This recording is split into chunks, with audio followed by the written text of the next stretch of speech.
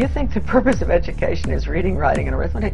The purpose of education is to change the thoughts, actions, and feelings of students.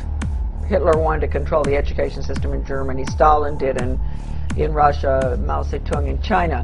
You have to get a hold of the minds of the young, where you break the person's values. You break their understanding of their individuality. You bring them to consensus with the group. They become a member of the collective. You cannot expect to have a smoothly running world socialist system if you have people out there who are going to object to what you're trying to do. So you have to brainwash. Well, during the war with Napoleon against Prussia, or basically modern-day Germany, what happened was the Germans at that time trained their soldiers in the trivium and quadrivium. And then when Napoleon was coming in and invading the country, the soldiers, having been well educated and seen through the rhetoric, refused to fight and refused to stand and die for this invading army. And then Prussia lost the war, and what they did was they sought to dumb down their populace so that they could create better followers instead of better thinkers. And so they basically developed a system that was based on, rather than autodidactic, basically you're going to mimic or mimetic learning. You're going to basically just regurgitate everything we say. This was they basically, in the late 1800s and early 1900s, the Prussian education system was brought into the United States, I believe, sort of tested out there and then considered a success and then pushed across the rest of the country. And now, for that matter, the rest of the world, all of the world's countries, all of the world's peoples are, except for the elites, are brought up under this Prussian education system today. It's not about creating critical thinkers and independent-minded people that are self-sufficient, autonomous, autodidactic learners who can learn any subject on their own. It's about creating good soldiers, good factory workers. Who was it? Maybe it was Rockefeller or Carnegie, or all of them, who just basically they wanted to create good slave worker employees that didn't resist and would do what they're told. And that's the sum of the U.S.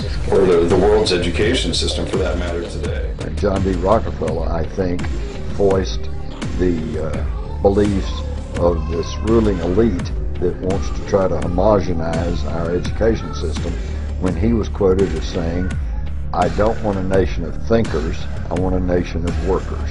So I think the education system is not only pushing people into a socialized version of government, but also dumbing the individual down to the point to where he'll be a good worker in the factory, or he'll be a good worker in Silicon Valley. He may know a lot about computers, but he is not going to have a classic education that would allow him to take all of the facets of the culture and the society and put it together and really form an intelligent opinion as to what's really going on and what might be in the best interest of the individual.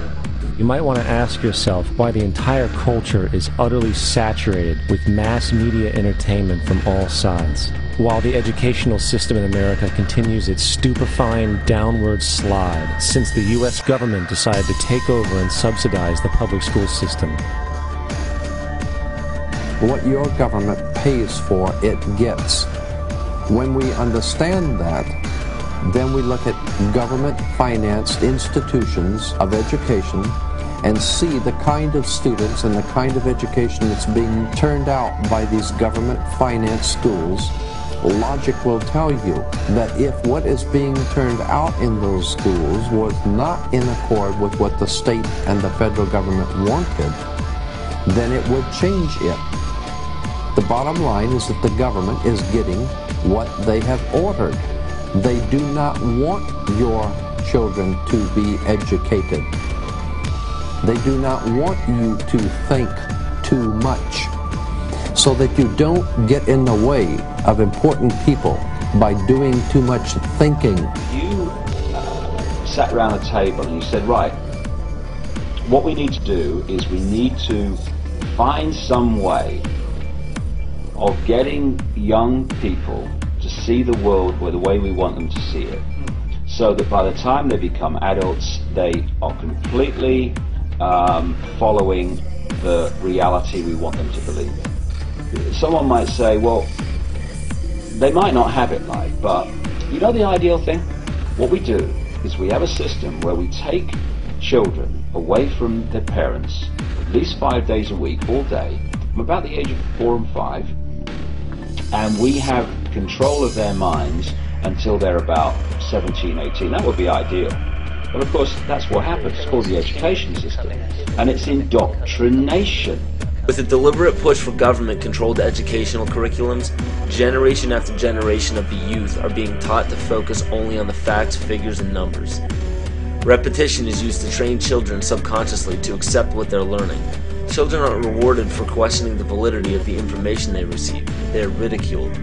However, the children who blindly accept the information as true and merely regurgitate the information on command when it is time to take a test, those children go on to become the decision makers in our government, law, medicine, business, and every other occupation with power and prestige. What we call education works like this. Information is pumped into the left brain, most of it completely rubbish. And what people are asked to do, students are asked to do, is to hold that information there. And then when they get an exam paper in front of them, to regurgitate that onto the paper. If they remember it and put it there well enough, and repeat what they've been told, they pass the exam and progress.